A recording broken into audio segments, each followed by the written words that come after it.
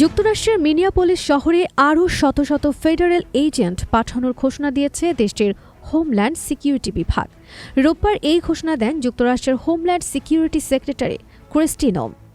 Fox নিউজকে দেওয়া এক সাক্ষাৎকারে ক্রিস্টি নোম বলেছেন, রোববার ও সোমবার মিলিয়ে মিনিয়াপোলিস মেট্রো এলাকায় আরও ফেডারেল এজেন্ট মোতায়েন করা হচ্ছে।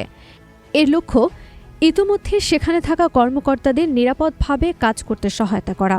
বর্তমানে মিনিয়াপোলিসে ২,৪০০ এর বেশি হোমল্যান্ড সিকিউরিটি এজেন্ট অবস্থান করছেন, যা সাম্প্রতিক বছরগুলোতে যুক্তরাষ্ট্রের কোনো শহরের তুলনায় সবচেয়ে বড় ফেডারেল মোতায়েন। এই সংখ্যা স্থানীয় পুলিশ সদস্যদের সংখ্যার দ্বিগুণেরও বেশি। হোমল্যান্ড সিকিউরিটি বিভাগ জানিয়েছে, গত মাসে শুরু হওয়া অপারেশন মেট্রো সার্চ এর আওতায় এখন পর্যন্ত ১,০০০-এর বেশি মানুষকে গ্রেফতার করা হয়েছে।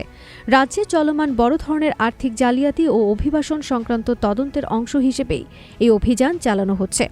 ক্রিস্টি নোম বলেন, আমরা যত বেশি অপরাধের তথ্য উন্মোচন করছি, তত বেশি রিসোর্স পাঠানো হচ্ছে। মিনেসোটার সরকারি অর্থ ও ক্ষমতার অপব্যবহার আর চলতে দেওয়া হবে না। এদিকে এই ঘোষণার সময় মিনিয়াপোলিস জুড়ে চলছে তীব্র উত্তেজনা। রাস্তায় যেন পুরো শহর বিক্ষোভে পূর্ণ। গত বুধবার দক্ষিণ মিনিয়াপোলিসে এক অভিযানের সময় আইসিই ইমিগ্রেশন অ্যান্ড কাস্টমস এনফোর্সমেন্টের এক কর্মকর্তার গুলিতে রেনে গুড নামে এক নারী নিহত হওয়ায় এই বিক্ষোভ ক্রমেই বাড়তে থাকে।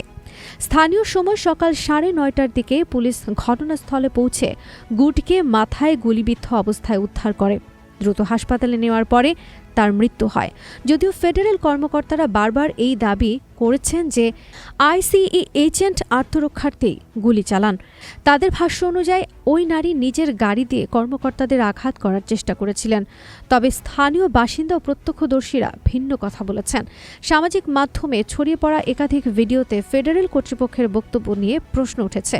স্থানীয় কর্মকর্তারাও ঘটনার নিরপেক্ষ তদন্ত দাবি করেছেন।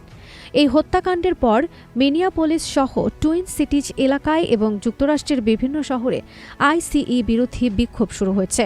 বিক্ষোভকারীরা অতিরিক্ত বল প্রয়োগ ও অভিবাসন নীতির কঠোরতার প্রতিবাদ জানাচ্ছেন।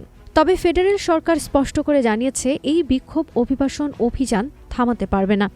সিবিএস নিউজকে দেওয়া এক বক্তব্যে ইউএস কাস্টমস অ্যান্ড বর্ডার প্রোটেকশনের কমান্ডার গ্রেগরি বোভিনো বলেন, টাইটেল ৮ অভিবাসন আইন বাস্তবায়নে আমরা আরও বড় আকারে কাজ করব।